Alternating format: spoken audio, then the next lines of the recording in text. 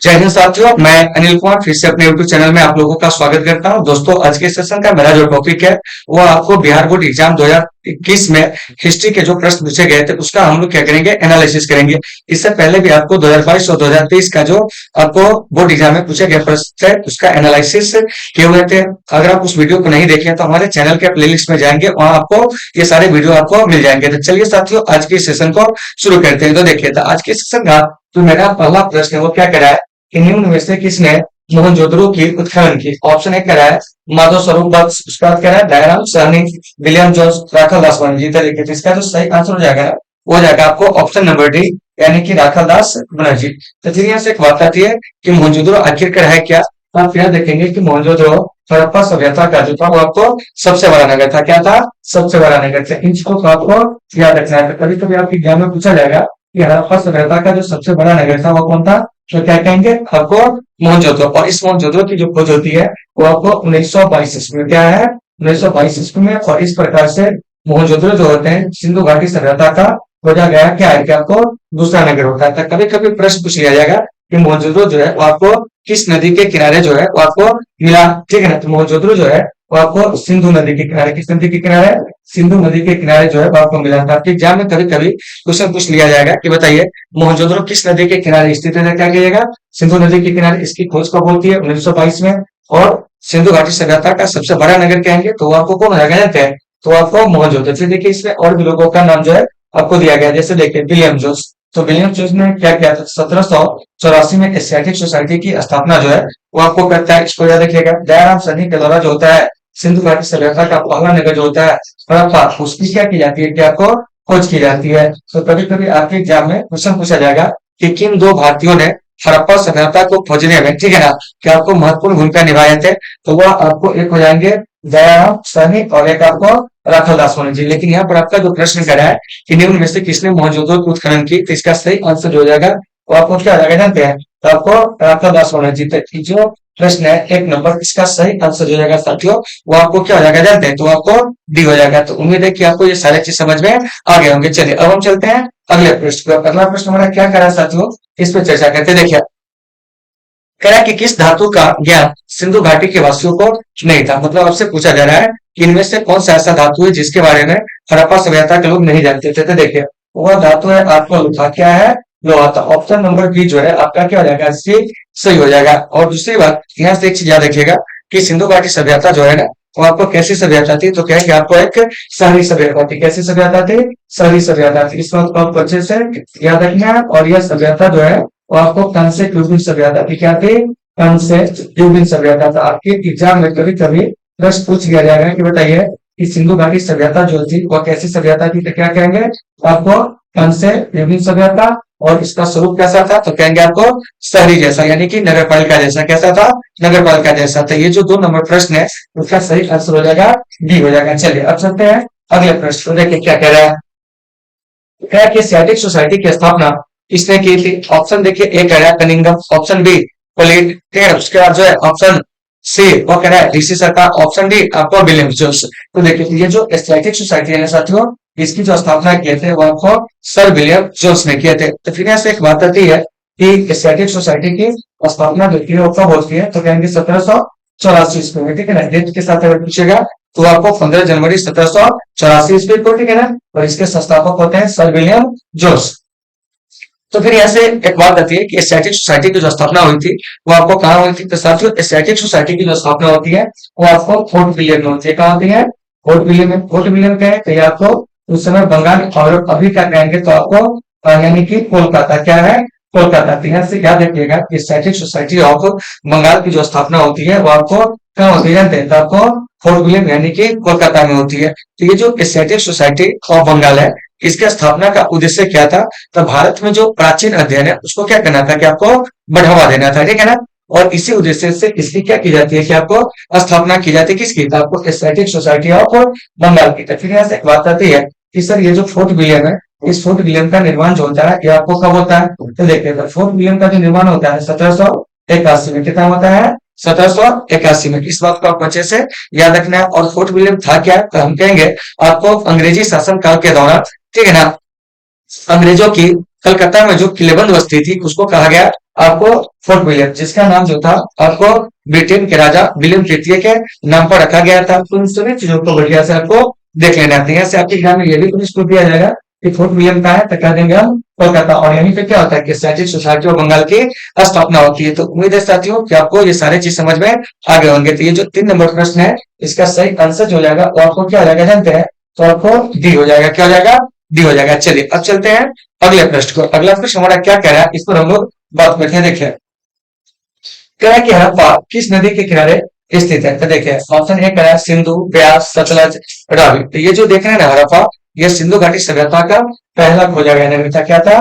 पहला खोजा गया नगर था। इसीलिए सिंधु घाटी सभ्यता को हड़प्पा सभ्यता के नाम से भी क्या कहते हैं, कि आपको जानते थे। यहाँ से आपका प्रश्न कर रहा है कि हड़प्पा किस नदी के किनारे जो है वो आपको स्थित है। तो देखिए ऑप्शन ए कर रहा है सिंधु, ब्यास, सतलुज, रावी। तो इसका सही आंसर हो जाएगा डी, यानी कि ये जो हड़प्पा देख रहे हैं वो आपको रावी नदी के किनारे क्या है स्थित है। तो इसमें और भी नदी के बारे में दिया गया, तो थोड़ा सा उस पर भी क्या करेंगे, चर्चा करेंगे। जैसे देखिए सिंधु नदी के किनारे हड़प्पा सभ्यता के कौन नगर मिले। तो जैसे आपको सबसे बड़े नगर की अगर हम बात करते हैं तो आपको मोहनजोदड़ो क्या है, मोहनजोदड़ो। इसके अलावा आपको चन्हुदड़ो क्या है, चन्हुदड़ो याद रखिएगा।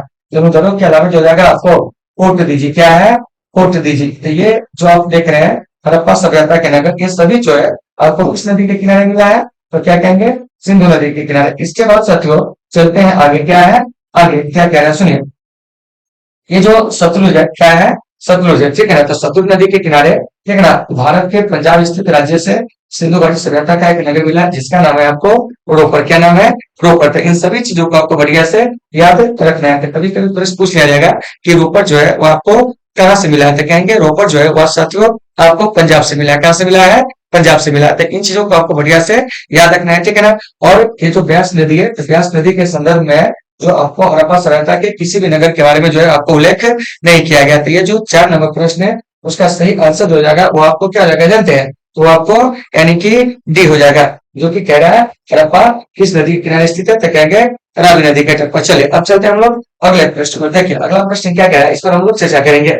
देखिए कह रहा है कि कली की लड़ाई कब लड़ी गई, 261 ईसा पूर्व, 280 ईसा पूर्व, 285 ईसा पूर्व, 290 ईसा पूर्व। तो देखिए साथियों कली की लड़ाई क्या है वो आपको 261 ईसा पूर्व में लड़ी जाती है, यानी कि ऑप्शन नंबर ए इसका क्या हो जाएगा, सही हो जाएगा। तो यहाँ से एक बात आती है कि जो कलिंग की लड़ाई है, ठीक है ना, वो जो लड़ी जाती है वो आपको कब लड़ी जाती है, जरा सही है बताइए।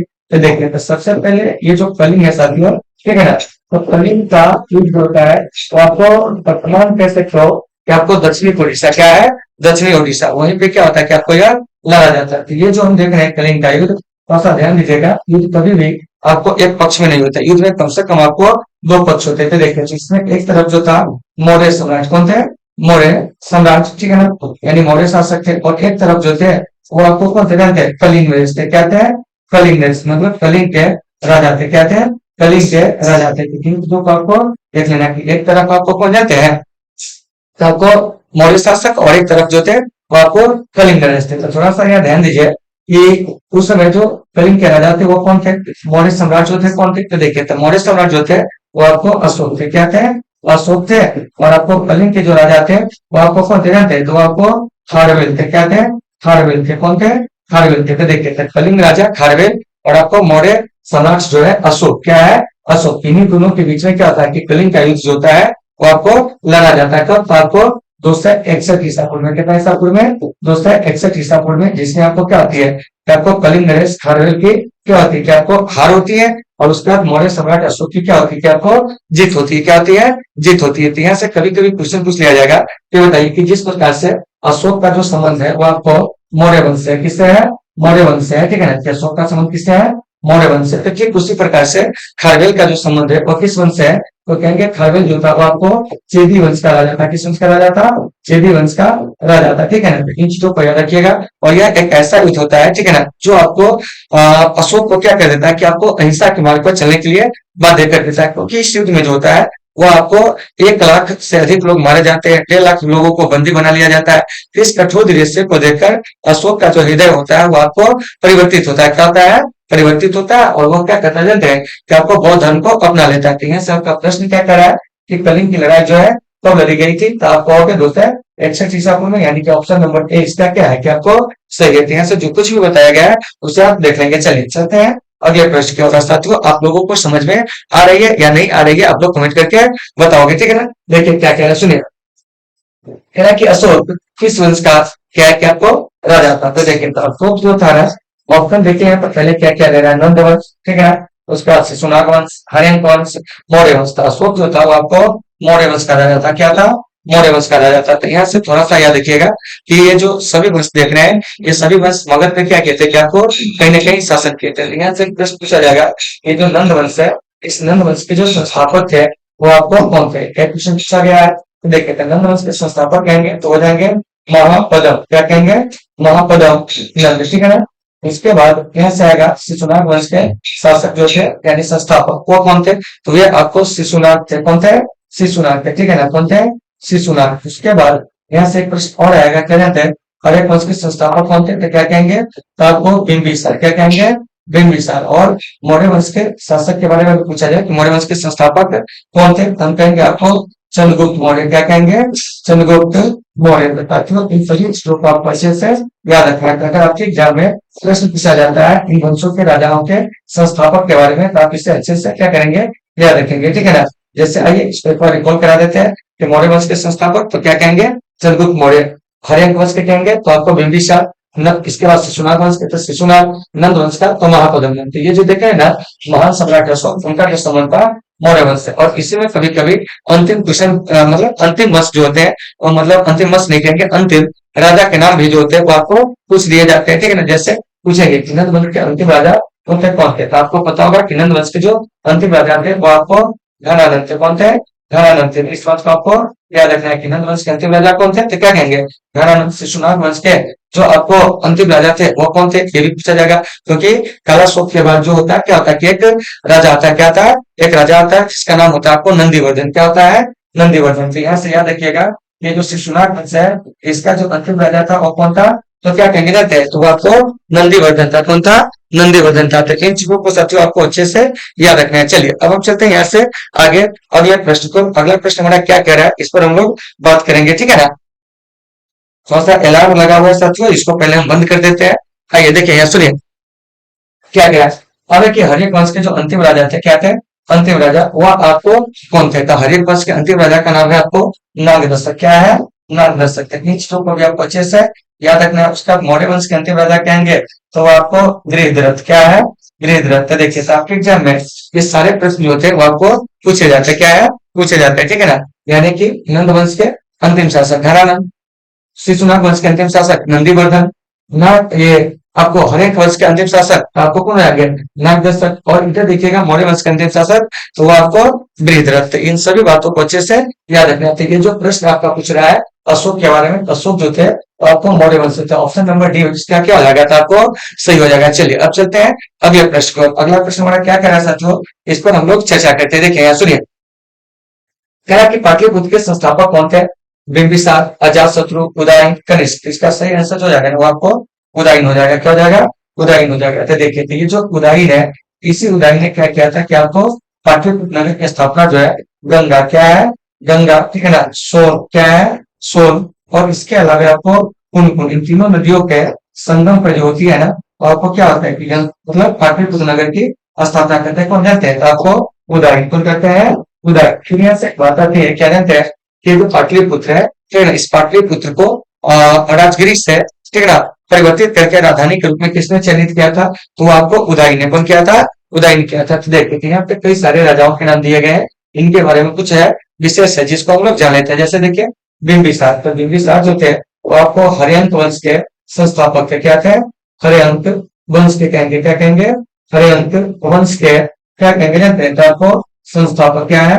संस्थापक कौन थे जानते हैं? तो वो आपको यानी कि बिंबिसार थे। उसके बाद है आपको अजातशत्रु। क्या है?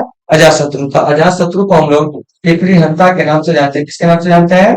पितृ हंता के नाम से भी जानते हैं। और इसी के समय में क्या होता है कि आपको द्वितीय बौद्ध संगति का क्या होता है कि आपको आयोजन होता है। क्या है? आयोजन होता है। उसके बाद यहाँ से प्रश्न आ गया है कि आपको कनिष्क, तो कनिष्क जो था ना वो आपको कुषाण वंश का, क्या कहेंगे? कुषाण वंश का सबसे क्या था कि आपको महान शासक था, ठीक है ना। तो इन सभी चीजों को आपको अच्छे से देख लेना है। और ये जो कनिष्क है, यह रेशम मार्ग पर नियंत्रण रखने वाला क्या है, क्या आपको भारत का एक प्रमुख शासक था, क्या था, प्रमुख शासक था। तो साथियों ये सारे चीज आपके एग्जाम में जो होते हैं वो आपको पूछे जाते हैं, तो आपका दायित्व बनता है इसको आप अच्छे से क्या करें, देख ले और क्वेश्चन बैंक जो है बनाना आप स्टार्ट कर दे अभी से ही। चलिए अब चलते हैं हम लोग अगले प्रश्न को, देखिए क्या कह रहा है, सुनिए।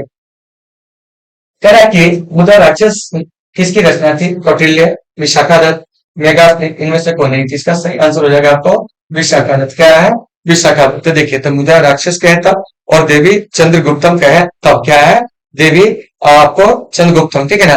तो ये दोनों पुस्तक जो लिखे थे विशाखादत्त। उसके बाद आपको देख रहे हैं ऑप्शन ए में जो है आपको कौटिल्य दिया गया है, क्या है, कौटिल्य दिया गया था। चलिए, तो सबसे पहले कौटिल्य साहब का जो अन्य नाम है वो आपको चाणक्य है, क्या है, चाणक्य। इसके अलावा इनका जो एक नाम और है वह है आपको विष्णुगुप्त, क्या है, विष्णुगुप्त, क्या है, विष्णुगुप्त। देखिए, तो इन्होंने एक राजनीति शास्त्र आधारित पहला ग्रंथ लिखे थे जिसका नाम है आपको अर्थशास्त्र, क्या है, अर्थशास्त्र। आपके एग्जाम में प्रश्न पूछा जाएगा कि अर्थशास्त्र ग्रंथ की जो रचना किए थे वो कौन से क्या ग्रंथ है, चाणक्य। और यह राजनीति पे आधारित क्या है कि आपको पहली पुस्तक थी और इसकी जो रचना हुई थी ना वो आपको 4वीं शताब्दी ईसा पूर्व में हुई थी, 4वीं शताब्दी ईसा पूर्व में, ठीक है ना। तो इन सभी चीजों को बढ़िया से देख लीजिएगा। उसके बाद जो है आपको मेगास्थनीज, तो मेगास्थनीज ने इंडिका नाम से क्या कहते हैं, आपको ग्रंथ की रचना किए थे। मतलब कि इंडिका जो है वो किसका यात्रावित नाम से क्या कहेंगे, मेगास्थनीज का। मेगास्थनीज जो था यूनान का क्या था, क्या आपको यात्री था। तो देखिए, तो ये जो इंडिका है, क्या है, इंडिका है साथियों। और आपको अर्थशास्त्र, इससे हमें क्या होता है कि आपको मौर्य काल के बारे में जानकारी मिलती है। किसके बारे में, मौर्य काल के बारे में क्या होती है कि आपको जानकारी मिलती है, क्या है, मौर्य काल के बारे में जानकारी मिलती है। तो चलिए आप लोग कमेंट करके एक क्वेश्चन का जो आंसर है वो आप दे सकते हो, ठीक है ना। कैसे आपका कमेंट किया रहेगा, ठीक है ना। ये जो आपको मतलब प्रश्न रहेगा कि मेगास्थनीज जो है, ठीक है ना, वो किसका राजदूत था, ठीक है ना। ये आपको आंसर में आपको पिन करके रखना है, ठीक है ना। मतलब सारे बच्चे जो है कमेंट करके थोड़ा सा बताइएगा ताकि हम देखेंगे कि आप पढ़ रहे हैं कि नहीं पढ़ रहे हैं। चलिए अब चलते हैं हम लोग अगले प्रश्न को। देखिए, तो अगला प्रश्न क्या कह रहा है, लेकिन उससे पहले इसका सही आंसर क्या हो जाएगा, तो आपको बी हो जाएगा। चलिए नेक्स्ट प्रश्न क्या कह रहा है उस पर हम लोग बात करते हैं। देखिए, कह रहा है कि समुद्रगुप्त की तुलना जो है किससे की जाती है। तो समुद्रगुप्त जो था सबसे पहले जान लीजिए था कौन।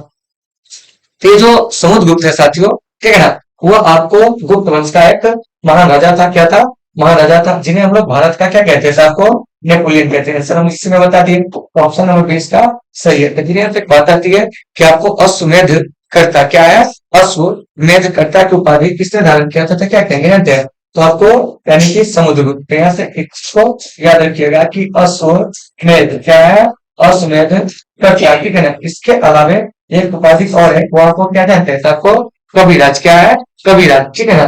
तो इस सबसे उपाधि जो धारण किए थे वो कौन कहते जानते हैं, तो वह आपको चंद्रगुप्त, सॉरी चंद्रगुप्त कहते हैं, समुद्रगुप्त, क्या है, समुद्रगुप्त। इन चीजों को बढ़िया से देख लीजिएगा। कभी कभी समुद्रगुप्त का शासनकाल पूछा जाएगा। तो देखिए, तो समुद्रगुप्त का जो शासनकाल है ना साथियों, वह आपको कितना जानते हैं, तो वह आपको 350 बीसी से क्या जानते हैं, तो आपको 375 बीसी, क्या है, 375 बीसी तक। इन चीजों को आपको बढ़िया से देख लेना। और इनका संबंध गुप्त वंश से, किस वंश से है, गुप्त वंश से। तो यहाँ से एक प्रश्न पूछा जाएगा कि गुप्त वंश का संस्थापक कौन था। तो साथियों याद रखेंगे, गुप्त वंश का जो संस्थापक थे वो आपको श्रीगुप्त थे। कौन थे, श्रीगुप्त थे, ठीक है ना। गुप्त वंश के संस्थापक पूछेंगे तो कौन, श्रीगुप्त। और इसके जो वास्तविक संस्थापक थे ना वो आपको चंद्रगुप्त प्रथम थे। कौन थे, चंद्रगुप्त प्रथम थे। तो इन चीजों को आपको बढ़िया से देख लेना है। तो अगर आपसे मैं प्रश्न पूछूं क्या जानते हैं कि ये जो गुप्त वंश है, क्या है, गुप्त वंश है, इस गुप्त वंश के जो संस्थापक थे वो कौन थे, तो क्या कहेंगे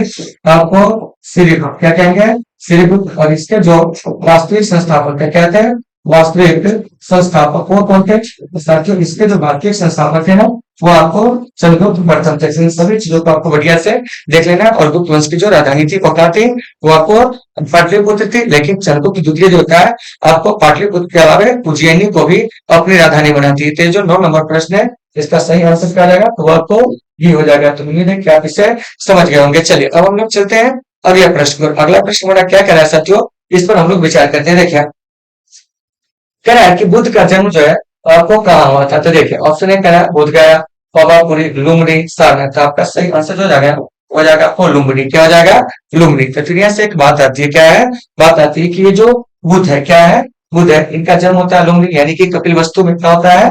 कपिल वस्तु में। ऑप्शन में ये भी आपको मिल सकता है। क्या जानते हैं? तो आपको कपिल वस्तु क्या है? कपिल वस्तु। तो इन चीजों को आपको बढ़िया से देख लेना है, ठीक है ना। उसका सारनाथ में क्या होता है, तो ये भी चीज याद रखेंगे।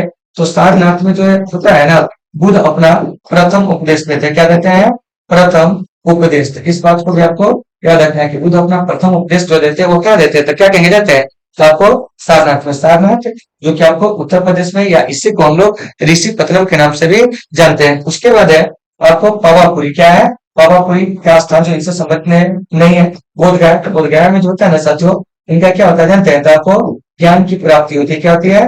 ज्ञान की प्राप्ति होती है। तो इन चीजों को आपको बढ़िया से देख लेना है। तो अगर मैं आपसे प्रश्न पूछूं, इसके बताइए कि गौतम बुद्ध को ज्ञान की प्राप्ति कहाँ होती है, तो क्या कहिएगा? बोध गया में, ठीक है ना। गौतम उपदेश कहाँ देते हैं? सारनाथ में। जन्म कहाँ होता है? तो आपको यानी कि कपिल वस्तु में। और इनको जो महापरिनिर्वाण की प्राप्ति होती है साथियों, वो आपको कहा जाते हैं? तो आपको कुशीनगर में। क्या है? कुशीनगर में। तो इन सभी चीजों को अच्छे से याद रखिएगा। और गौतम बुद्ध के ज्ञान प्राप्ति की घटना को बौद्ध धर्म में जो होता है वो आपको क्या कहा जाता है जानते हैं? तो आपको संबोधि कहा जाता है। क्या कहा जाता है? संबोधि कहा जाता है। उसके बाद गौतम बुद्ध के द्वारा दिए गए प्रथम उपदेश को जो होता है तो आपको बौद्ध धर्म में धर्म चक्र परिवर्तन कहा जाता है, ठीक है ना। गौतम बुद्ध के द्वारा गृह त्याग जो की गई थी, इस घटना को बौद्ध धर्म में महावीर निष्क्रमण कहा जाता है। तो इन सभी चीजों को आपको अच्छे से याद रखना है। तो 10 नंबर प्रश्न का साथियों सही आंसर जो हो जाएगा वो आपको क्या हो जाएगा जानते हैं? तो आपको सी हो जाएगा। क्या हो जाएगा? सी हो जाएगा। तो उम्मीद है कि आपको ये सारे चीजें होंगे समझ में आ गए होंगे। चलिए अब हम चलते हैं अगले प्रश्न की ओर। अगला प्रश्न हमारा क्या कह रहा है साथियों, इस पर हम लोग विचार करते हैं। देखिए क्या कह रहा है, सुनिए। और आप लोगों को समझ में आ रही है या नहीं आ रही है, आप कमेंट करके बताओगे। चलिए अगला प्रश्न क्या कह रहा है, इस पर हम लोग बात करते हैं।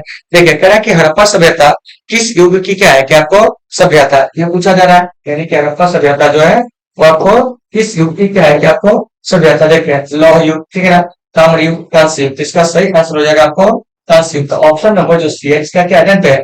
तो आपको सही है। तो यहाँ से एक बात आती है कि जो हड़प्पा सभ्यता है इसकी खोज जो हुई थी वो आपको कब हुई थी? क्या है? कब हुई थी? तो साथियों हड़प्पा सभ्यता की जो खोज होती है ना 1921 ईस्वी में। कितना ईस्वी में?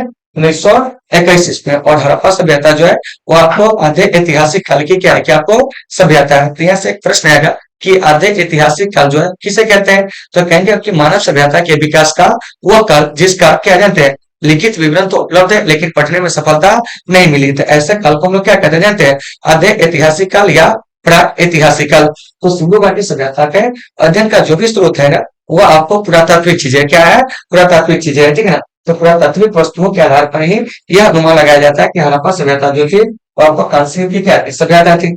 तो यहाँ से एक बात आती है कि आपको कांस्य आखिरकार होता है क्या था? कांस्य जो होता है वो आपको तांबा और टीन से मिला हुआ क्या होता है कि आपको एक मिश्र धातु होता है। और ऐसे भी आपको पता होगा कि मनुष्य ने सबसे पहले जिस धातु का प्रयोग किया था वो आपको क्या था जानते हैं? तो आपको तांबा था। क्या था?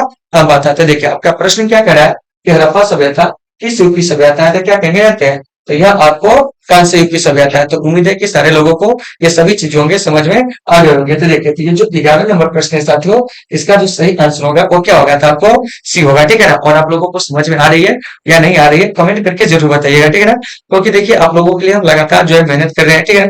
और आप लोगों को वीडियो अच्छी लगती हो तो आप लोग अपने दोस्तों में भी क्या कर दें कि आपको शेयर कर दें, ठीक है ना। और चैनल पे पहली बार अगर आप आए हैं तो थोड़ा सा क्या करें कि हमारे चैनल के सब्सक्राइब करें, ठीक है ना, लाइक फॉलो करते हुए आगे बढ़े। फिर चलिए अब देखते हैं अगला क्या है। देखिए कह रहा है कि मोहनजोदड़ो का श्राप देखते हैं, लेकिन इससे पहले इसका आंसर जान गया ना। हाँ आंसर जान गया है।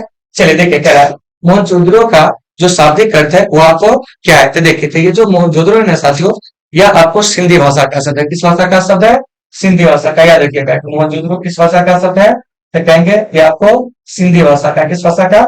सिंधी भाषा का। तो सिंधी भाषा में मोहनजोदड़ो का जो अर्थ होता है ना वो होता है मृतक को काटिला। तो ऑप्शन नंबर ए इसका क्या हो जाएगा कि आपको सही हो जाएगा, ठीक है ना। तो प्रश्न अगर आए आपके एग्जाम में कि मोहनजोदड़ो का मतलब क्या होता है तो आप कहोगे क्या जानते हैं? मृतकों का टीला। क्या कहेंगे? मृतकों का टीला। उम्मीद है साथियों कि आपको ये सारे चीज समझ में आ गए होंगे। तो 12 का सही आंसर ये हो जाएगा। चलिए देखिए कह रहा है कि भारतीय पुरातत्व का पिता जो है वो आपको किसे कहा जाता है, ठीक है ना। यानी कि भारत में जो पुरातत्व का पिता है किसे कहा जाता है ये पूछा जा रहा है। तो देखिए Lord Curzon, Alexander Cunningham, Dayaram Sahni, Lord Dalhousie. तो इसका सही आंसर हो जाएगा अलेक्जेंडर कनिंघम। तो यहाँ से प्रश्न आएगा आपका कि ये जो भारत में पुरातत्व विभाग है इसकी स्थापना जो होती है कब होती है? ये आपको 1861 ईस्वी में, कितना ईस्वी में, 1861 ईस्वी में। और भारत में, ठीक है ना, कि आपको पुरातत्व विभाग के जो प्रथम डायरेक्टर बनते हैं वो आपको अलेक्जेंडर कनिंघम, इसीलिए इन्हें भारतीय पुरातत्व का क्या कहा जाता है, कि आपको पिता कहा जाता है, ठीक है ना। और ये जो देख रहे हैं पुरातत्व, तो पुरातत्व का मतलब होता है क्या, तो देखिए, तो पुरातत्व का मतलब होता है पुरानी वस्तुओं का क्या करना, क्या आपको अध्ययन करना, क्या करना, यानी कि अध्ययन करना, यानी पुरानी वस्तु होता है, समझिए ना।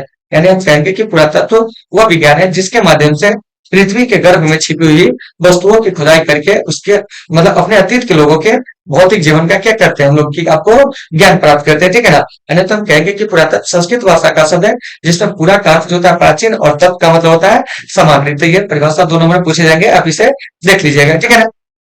तो देखिए क्या कह रहा है अगला ऑप्शन, और भी है इसमें, जैसे लॉर्ड कर्जन। तो याद रखिएगा कि लॉर्ड कर्जन जो है यह आपको भारत में इसलिए जाना जाता है कि इसने आपको बंगाल विभाजन जो था वो आपको किया था। तो कभी कभी प्रश्न पूछा जाएगा कि बंगाल विभाजन के लिए किस मतलब भारत के वायसराय को जाना जाता है, तो क्या कहेंगे जानते हैं, आपको लॉर्ड कर्जन को क्या कहेंगे, लॉर्ड कर्जन को, ठीक है ना। और लॉर्ड कर्जन ने बंगाल का विभाजन जो किया था, कब किया था जानते हैं, तो आपको 1905 ईस्वी में, ठीक है ना। इस बात को आपको अच्छे से याद रखना है। दूसरी बात क्या याद रखना है कि आपको दयाराम सैनिक ने 1921 ईस्वी में क्या कहते हैं जानते हैं, कि आपको सिंधु घाटी सभ्यता के पहले नगर हड़प्पा की क्या कहते हैं, खोज किए थे। तो उसका थे डलहौजी। भारत में रेल डाक और तार के लिए जाने जाते थे, प्रश्न आएगा रेल डाक और तार के लिए जो है कौन जाने जाते थे, क्या कहिएगा, लॉर्ड डलहौजी। फिर यहाँ से साथियों एक प्रश्न और पूछा जाएगा, क्या जानते हैं कि लॉर्ड डलहौजी ने क्या किया था, कि आपको राज्य हड़प नीति के जो सिद्धांत थे उसको क्या किया था, कि आपको शुरू किया था। तो अगर प्रश्न पूछा जाए कि राज्य हड़प नीति, ठीक है ना, या इसी को कहते हैं व्यक्तिगत, क्या कहते हैं, व्यक्तिगत का सिद्धांत जो है किससे संबंधित है, क्या कहेगा जानते हैं, तो आपको लॉर्डोलॉजी से। साथियों लॉर्डोलॉजी के शासन काल को आप याद रखेंगे, 1848 से 1856। और राज्य हड़प नीति के तहत इसने क्या किया था कि सबसे पहले सतारा को जो था वो आपको अंग्रेजी राज्य में मिला लिया था, ठीक है ना। तो इस बात को आपको अच्छे से याद रखना है। और राज्य हड़प नीति का शिकार जो अंतिम राज्य था वो आपको अवध था, जिसे ये जो डलहौजी है वो शासन का आरोप लगाकर हड़प लिया था। तो इन चीजों को याद रखिएगा। ये जो 13 नंबर प्रश्न है साथियों, इसका सही आंसर जो हो जाएगा वो आपको क्या हो जाएगा, बी, क्या हो जाएगा, बी हो जाएगा, ठीक है ना। चलिए अब चलते हैं अगले प्रश्न की ओर। देखिए क्या कह रहा है, कह रहा है कि हड़प्पा का उत्खनन किया था John Marshall, R D Banerjee, मतलब रामचंद्र बनर्जी, दयाराम सरीन और आपको एस आर राव। तो इसका सही आंसर हो जाएगा दयाराम सरीन। तो यहाँ से बात आएगी कि हड़प्पा की खोज हुई कब थी। यहाँ से याद रखिएगा ये जो हड़प्पा है ना साथियों, इसकी जो खोज होती है 1921 ईस्वी में, कितना ईस्वी में, 1921 ईस्वी में। फिर यहाँ से एक बात आती है, ये जो हड़प्पा है ये आपको किस नदी के तट पर मिला है, तो क्या कहने जानते हैं, तो आपको रावी नदी के तट पर मिला है। तो इन सभी चीजों को आपको बढ़िया से याद रखना है। तो क्या कहना है कि हड़प्पा का उत्खनन कौन किया था, तो क्या कहेंगे, आपको दयाराम सनी कब किए थे, 1921 में। और यह हड़प्पा नदी, ये जो है आपको हड़प्पा रावी नदी के तट पर क्या है, आपको स्थित है। पृथ्वी से बताएगी ये जो हड़प्पा है यह है क्या, तो कहेंगे सिंधु घाटी सभ्यता का पहला खोजा गया नगर है। तीन चीजों को याद रखिएगा। और जिस समय हड़प्पा की खोज हुई थी उस समय पुरातत्व विभाग के जो डायरेक्टर थे, क्या थे, पुरातत्व विभाग के डायरेक्टर, वो आपको कौन थे जानते हैं, तो आपको यानी कि क्या कहेंगे जानते हैं, सर जॉन मार्शल। कौन थे, सर जॉन मार्शल। इस बात को भी आपको अच्छे से याद रखिएगा। तो देखिए हड़प्पा और मोहनजोदड़ो दोनों के खुदाई के समय जो पुरातत्व विभाग के डायरेक्टर थे वो कौन थे जानते हैं, तो आपको सर जॉन मार्शल थे। इन्होंने ही 1924 में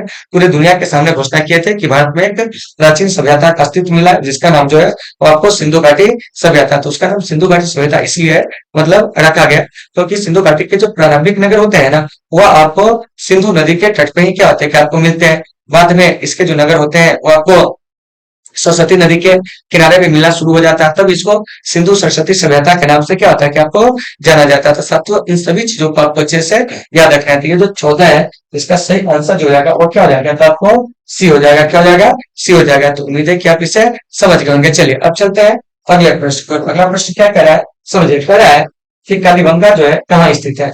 ऑप्शन ए कह रहा है आपको सिंध में, ऑप्शन बी बंगाल में, ऑप्शन सी उत्तर प्रदेश में, ऑप्शन डी राजस्थान में। तो देखिए जो कालीबंगा है ना ये आपको राजस्थान में स्थित है। तो यहाँ से कभी कभी प्रश्न पूछ लिया जाएगा कालीबंगा किस नदी के तट पर स्थित है, तो कहेंगे आपको सरस्वती। क्या है, सरस्वती। अगर सरस्वती ऑप्शन में नहीं रहेगा तो कहेंगे आपको घग्गर। क्या कहेंगे, घग्गर। तो फिर यहाँ से एक प्रश्न आएगी कि बताइए कि कालीबंगा की जो खोज होती है वो आपको कब होती है। तो साथियों कालीबंगा की जो खोज होती है ना 1953 में, कितना में होती है, 1953 में। तो इन चीजों को आपको बढ़िया से याद रखना है। फिर आपको देखिए कि सिंध में, तो सिंध से जो मिला है वो आपको क्या मिला है, तो आपको मोहनजोदड़ो कौन मिला है, मोहनजोदड़ो। तो इस चीज को आपको अच्छे से याद रखना है कि मोहनजोदड़ो की जो खोज हुई थी कहाँ से, तो क्या कहेंगे जानते हैं, तो आपको सिंध से। मोहनजोदड़ो था क्या, तो कहेंगे सिंधु घाटी सभ्यता का सबसे बड़ा नगर। उसके बाद है उत्तर प्रदेश, तो उत्तर प्रदेश से जो है सिंधु घाटी सभ्यता के सबसे पूर्वी स्थल जो है आलमगीरपुर, क्या है, आलमगीरपुर मिला है। तो इन सभी बातों को साथियों आपको अच्छे से याद रखना है। तो चलिए थोड़ा सा इसे देख लेते हैं। ये जो कालीबंगा, कालीबंगा का मतलब होता है क्या, तो कहेंगे काले रंग की चुड़िया। और इस कालीबंगा की खोज कब होती है साथियों, तो वह आपको 1953 में। तो सभी चीजों को आप देख लीजिएगा। हड़प्पा सभ्यता के सबसे पूर्वी पूरा स्थल कहेंगे वो कौन है, क्या जानते हैं, तो आपको आलमगीर, क्या है, आलमगीरपुर, ठीक है ना। इस सब बात को आपको अच्छे से याद रखना है। और आलमगीरपुर जो है वो आपको हिंडन, क्या है, हिंडन नदी के तट पर जो है वो आपको मिला है। तो इन सभी चीजों को आपको अच्छे से याद रखना है। तो 15 का जो सही आंसर हो जाएगा वो आपको डी हो जाएगा, क्या हो जाएगा, डी हो जाएगा। चलिए चलते हैं अगले प्रश्न पर। अगला प्रश्न क्या कह रहा है, इस पर हम लोग देखेंगे। देखिए कह रहा है कि पाटलिपुत्र नगर की स्थापना किस नदी के संगम पर की गई थी, यानी पाटलिपुत्र की बात हो रही है। तो देखिए सबसे पहले पाटलिपुत्र नगर की स्थापना करता कौन है, बताइए तो। ये आपको उदयन कौन करता है, उदयन। इस बात को आपको याद रखना है कि जो पाटलिपुत्र देखते हैं इसकी स्थापना कौन करता है, तो आपको उदयन कौन करता है, उदयन। और उदयन किस नदी के तट पर करता है यह आपसे पूछा जा रहा है। तो देखिए कह रहा है पुनपुन, गंडक, फल्गु, ठीक है ना। जिससे ऑप्शन जो दे रहा है, ठीक है ना, गंगा, यमुना, सरस्वती। तो सबसे पहले आपको ये नहीं होगा। उसके बाद है सोन, फल्गु, गंगा, ठीक है ना, तो ये भी आपको नहीं होगा। उसके बाद है पुनपुन, गंडक, फल्गु, ये भी नहीं होगा, ठीक है ना। तो गंगा, सोन और पुनपुन यानी कि 3 नंबर आपको आंसर सही हो जाएगा। और फल्गु नदी के बारे में याद रखिएगा कि गौतम बुद्ध को जो ज्ञान की प्राप्ति होती है ना, वह आपको फल्गु नदी या आपको उसी को कहते हैं नर्मदा नदी के तट पर, कहा, तो आपको बोध गया में। तो ये जो 16 नंबर प्रश्न है इसका सही आंसर जो हो जाएगा वो आपको क्या हो जाएगा जानते हैं, तो वह आपको डी हो जाएगा, क्या हो जाएगा, डी हो जाएगा, ठीक है ना। तो इन सभी चीजों को आपको बढ़िया से देख लेना है। चलिए अब साथियों चलते हैं अगले प्रश्न को। अगला प्रश्न हमारा क्या कह रहा है, इस पर हम लोग बात करते हैं। देखिए और आप लोगों को समझ में आ रही है या नहीं आ रही है, ठीक है ना, आप बताएंगे, ठीक है ना। क्योंकि आज का जो मतलब क्लास है वो हम काफी स्लो मोशन में ले रहे हैं, इसलिए ठीक है ना कि थोड़ा सा हम भी अस्वस्थ है, ठीक है ना। आवाज जो है वो आपको आ नहीं रही है, ठीक है ना। बाकी आवाज जो है आपके वो आपको टेक्निकल चीजों पर निर्भर करेंगे वो कितना कैच किया है, ठीक है ना। चलिए देखिए क्या कह रहा है, सुनिए। कह रहा है कि भारतीय इतिहास का कौन सा काल स्वर्ण काल के नाम से जाना जाता है। यह आपसे पूछा जा रहा है कि भारतीय इतिहास में कौन सा ऐसा काल है जिसको हम लोग स्वर्ण काल के नाम से जानते हैं। तो देखिए कह रहा है मौर्य काल, गुप्त काल, मुगल काल, ठीक है ना, और उसके बाद अंग्रेजों का काल। तो इसका सही आंसर जो जाएगा ना ऑप्शन नंबर बी, यानी कि गुप्त काल। तो देखिए गुप्त काल को भारतीय इतिहास का स्वर्ण काल इसलिए कहा जाता है क्योंकि इस काल में, ठीक है ना, कि सभी विधा में क्या हुआ, असातित प्रगति हुई। चाहे वो आपको कला हो, क्या हो, कला हो, साहित्य हो, क्या हो, साहित्य हो, या इसके अलावा आपको शिक्षा हो, क्या हो, शिक्षा हो, विज्ञान हो, प्रौद्योगिकी हो, ठीक है ना। इन सारे क्षेत्रों में काफी ज्यादा क्या हुआ था कि आपको विकास हुआ था। इसीलिए गुप्त काल को भारतीय इतिहास का क्या कहा जाता है जानते हैं, तो आपको स्वर्ण काल कहा जाता है। तो इन चीजों को आपको देख लेना। और फिर यहाँ से एक बात आती है मौर्य काल, क्या है, मौर्य काल। तो देखिए तो मौर्य काल मतलब मौर्य वंश का जो शासन काल था उसकी बात आ रही है। तो मौर्य वंश के जो संस्थापक थे चंद्रगुप्त मौर्य, इस बात को याद रखिएगा। गुप्त वंश के श्रीगुप्त और मुगल वंश के जो थे वो आपको बाबर थे। तो इस सब बात को अच्छे से याद रखना है। जो 17 नंबर प्रश्न है इसका सही आंसर क्या जाएगा, तो वो आपको बी हो जाएगा। चलिए चलते हैं अगले प्रश्न को। अगला प्रश्न हमारा क्या कह रहा है, इस पर हम लोग बात करते हैं। देखिए कह रहा है कि वेदों की संख्या जो है वो आपको कितनी है। ऑप्शन ए कह रहा है 4, ऑप्शन बी 5, ऑप्शन सी जो कह रहा है वो आपको 3, और ऑप्शन डी कह रहा है आपको 8। तो देखिए साथियों वेदों की जो संख्या है ना वो आपको 4 है, क्या है, 4 है। देखिए कौन कौन से वेद है इसे भी आप याद रख सकते हो, क्या है, याद रख सकते हो, क्योंकि यहाँ से क्वेश्चन आते हैं। तो देख लेते हैं। एक जो सबसे पहले है वो आपको प्राचीन वेद में, तो आपको ऋग्वेद क्या है, ऋग्वेद। फिर आपको सामवेद क्या है, सामवेद। सामवेद के बाद हो जाएगा फिर आपको यजुर्वेद, क्या है, यजुर्वेद। उसके बाद हो जाएगा आपको अथर्ववेद, क्या है, अथर्ववेद, ठीक है ना। तो वेद की जो संख्या है साथियों वो आपको कितनी है, क्या कहेंगे जानते हैं, तो आपको 4 है, क्या है, 4 है। इस बात को आपको अच्छे से याद रखना है। जिसमें सबसे प्राचीन वेद कौन है, ऋग्वेद। सबसे बाद का तो आपको अथर्ववेद। तो यहाँ से कुछ नंबर सब जो है उसको याद रखिएगा। जैसे वेद की संख्या अगर पूछा जाए तो आप क्या कहेंगे, कहते हैं 4। वेदांत की संख्या अगर पूछेंगे तो आपको 6। उसके बाद जो है आपको पुराण, क्या है, पुराण की संख्या, ठीक है ना, क्या है, पुराण की संख्या। इसको भी आपको याद रखना है। और उसके बाद उपनिषद की संख्या, क्या है, उपनिषद की संख्या, ठीक है ना। तो चलिए थोड़ा सा हम लोग इससे ऊपर चलते हैं और कुछ चीजों को और भी जान लेते हैं, क्योंकि हम नंबर यहाँ पे नहीं लिखे थे। देखिए तो सबसे पहले वेद क्या जगह, वेद, वेद की संख्या। चार। देखिए इसमें से एक नियम हर साल रहता है, वेदांत उसकी संख्या आपको 100। उसके बाद है आपको पुराण, क्या है पुराण, पुराण की संख्या कहेंगे तो आपको 18। उसके बाद है आपको उपनिषद, क्या है उपनिषद, उपनिषद की संख्या कहेंगे तो आपको 108, क्या है 108। और इसमें से कोई ना कोई जो है आपकी एग्जाम में हर हाल में छपे, इसीलिए इसको कर लीजिए डीवीआई, क्या कर लीजिए डीवीआई, ठीक है ना। मतलब ऐसे प्रश्न आपके एग्जाम में पूछे जाते हैं, जैसे देखते हैं 2021 में ये पूछा गया था, 22 में जो आपको पुराण पर पूछ दिया गया था, ठीक है ना। तो ऐसे बराबर जो होते हैं आपके एग्जाम में पूछे जाता है। और वेद जो है भारत के सबसे प्राचीन धर्म ग्रंथ है, इसको भी याद रखिएगा। और वेद में देवताओं की स्तुति के संबंध में मंत्रों का संग्रह है, जबकि सामवेद में जो है आपको सिर्फ क्या कहते हैं भारतीय संगीत का क्या कहते हैं, क्या आपको जनक कहते हैं, कोई यह गाया जा सकने वाला वेद है। यजुर्वेद में जो है यज्ञ के नियमों का उल्लेख है। अथर्ववेद में जादू टोना, ठीक है ना, साप अभिशाप वशीकरण प्रेम विवाह, ठीक है ना, इस सब का उल्लेख है। तो आप इसे अच्छे से याद रखेंगे। तो 18 का जो सही आंसर हो जाएगा वो आपको ये हो जाएगा। और उम्मीद है कि सारे लोगों को ये सभी चीजें होंगे समझ में आ गए होंगे। चलिए अब हम चलते हैं अगले प्रश्न को। देखिए अगला प्रश्न हमारा क्या करा है उस पर हम लोग चर्चा करेंगे। देखिए क्या है कि मौर्य साम्राज्य का प्रथम शासक जो था वो आपको कौन था।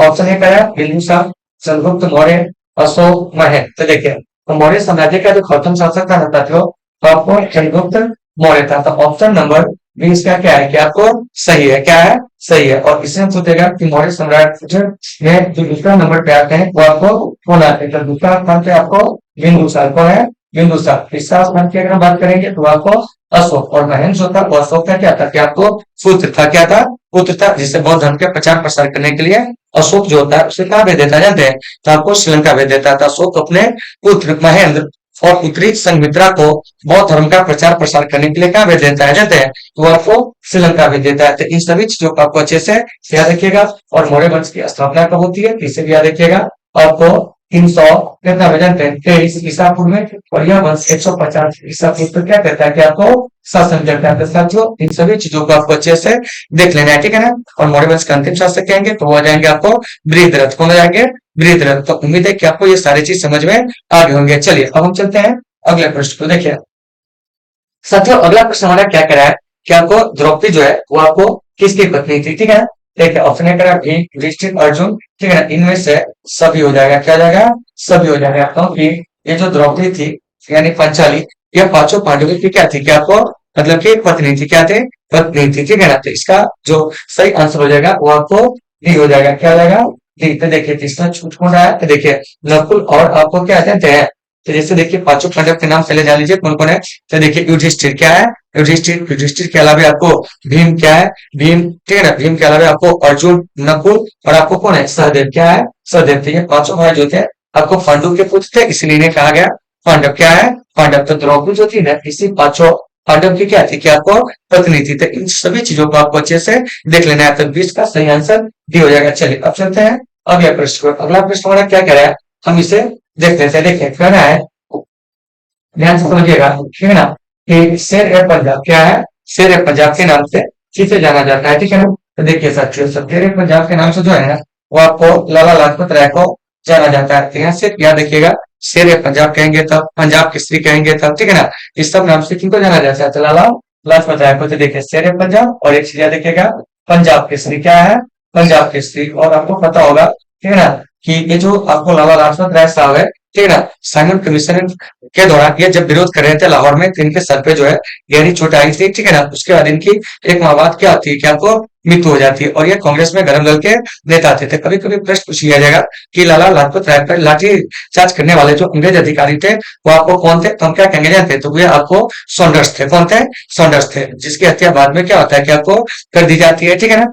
तो फिर देखिए यहाँ से और भी चीज आ सकते हैं जैसे भगत सिंह। तो भगत सिंह को हम लोग किस नाम से जानते हैं तो देखिए तो भगत सिंह को ठीक है ना याद रखेंगे किन्हें शहीद ए आजम, क्या है शहीद ए आजम के नाम से क्या किया जाता है, क्या आपको जाना जाता है। क्वेश्चन कभी कभी पूछ लिया जाएगा कि शहीद ए आजम के नाम से किन्हें जानते थे, क्या कहने जाते हैं भगत सिंह को। भगत सिंह की शहादत जो होती है वो आपको कब होती है, तो आपको 23 मार्च 1931 को लाहौर सेंट्रल जेल में इन्हें क्या होता है कि आपको फांसी दे दी जाती है। इनकलाब जिंदाबाद का नारा और इसके अलावा साम्राज्यवाद का नाश हो जैसे नारे कौन देते थे आपको भगत सिंह।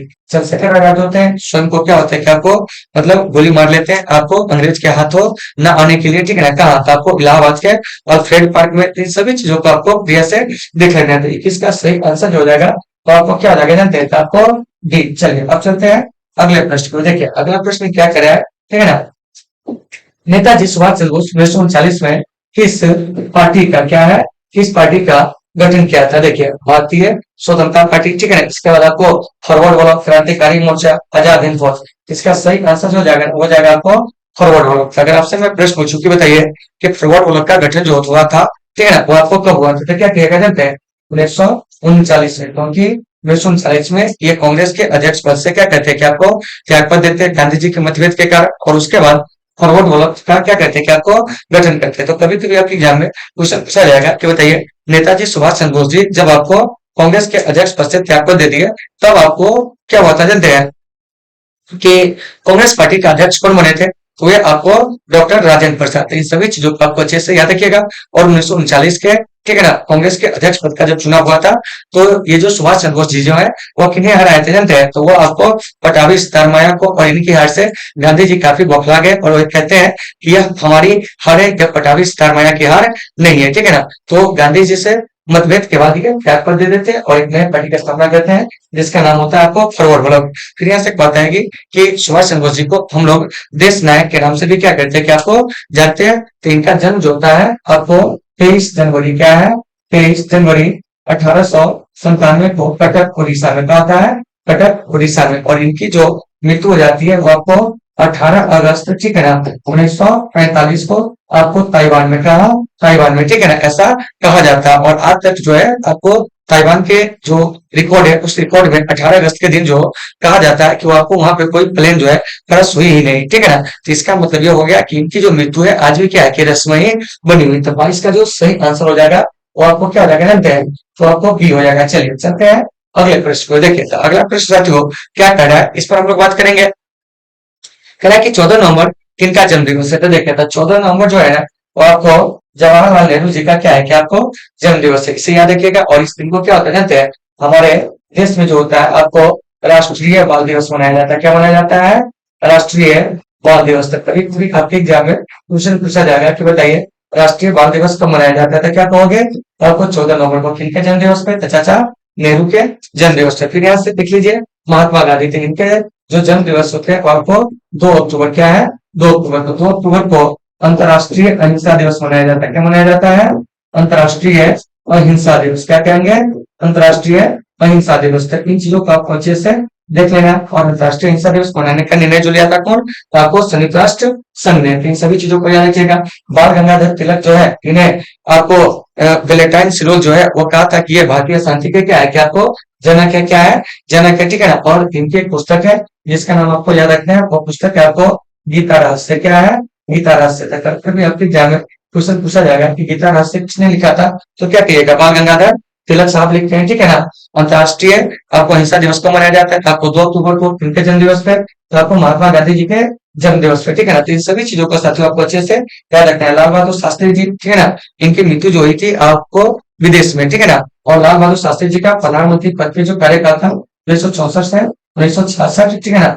जय जवान जय किसान के नारा के लिए जो होते हैं जाने जाते हैं। 1965 के भारत पाक युद्ध में पाकिस्तान को बुरी तरह से पराजित किए थे। इस सब का श्रेय जो होता है शास्त्री जी को जाते हैं, ठीक है ना। इसके अलावा रेल मंत्री के पद से नैतिकता के आधार पर इस्तीफा देने वाले पहले रेल मंत्री थे। इन सभी चीजों को आपको बढ़िया से देख लेना है। तो 23 का जो सही आंसर हो जाएगा वो आपको क्या हो जाएगा जानते हैं, तो वो आपको डी हो जाएगा। क्या हो जाएगा, डी हो जाएगा। चलिए अब हम चलते हैं अगले प्रश्न को। देखिए अगला प्रश्न क्या कह रहा है, कैबिनेट मिशन भारत कब आया था, तो साथियों कैबिनेट मिशन भारत आया था 1946, यानी कि ऑप्शन नंबर डी जो है आपको सही हो जाएगा। तो चलिए थोड़ा सा कैबिनेट मिशन पर हम लोग क्या करते हैं कि आपको बात करते थे। देखिए ये रहा हमारा कैबिनेट मिशन। क्या है, कैबिनेट मिशन आप लोग को दिख रहा है, क्या है, ये रहा कैबिनेट मिशन। तो साथियों ये जो कैबिनेट मिशन होती है वो आपको भारत डेट के साथ याद रखिएगा 24 मार्च, क्या है, 24 मार्च 1946 को होता है। क्या है, 24 मार्च 1946 को कैबिनेट मिशन भारत आता है। और इस कैबिनेट मिशन में आपको 3 सदस्य होते हैं। कितने सदस्य होते हैं,